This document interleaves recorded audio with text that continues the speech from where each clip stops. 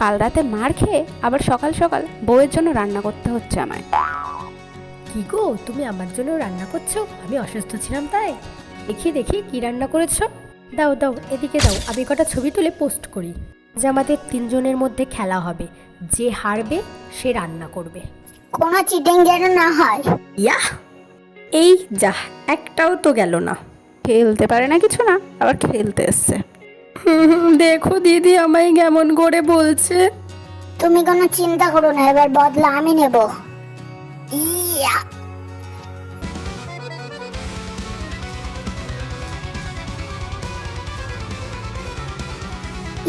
গোল।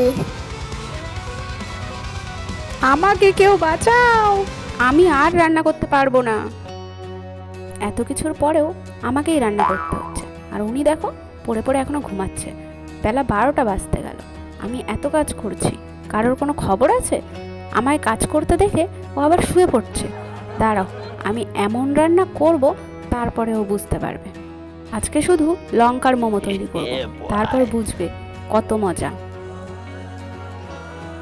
ঠিক আছে, হয়ে গেছে, এবার যাই, বউকে গিয়ে মোমোটা খাইয়ে আসি। কি হলো, উঠে পড়ো, দেখো তোমার জন্য মোমো নিয়ে এসেছি, খেয়ে নাও। দেখে তো ভীষণ টেস্টি লাগছে, একটু খেয়েই দেখি। আহ, কি ঝাল, আর মুখ টুক সব চলে গেল। এ কি, আমি কি কালো হয়ে গেছি?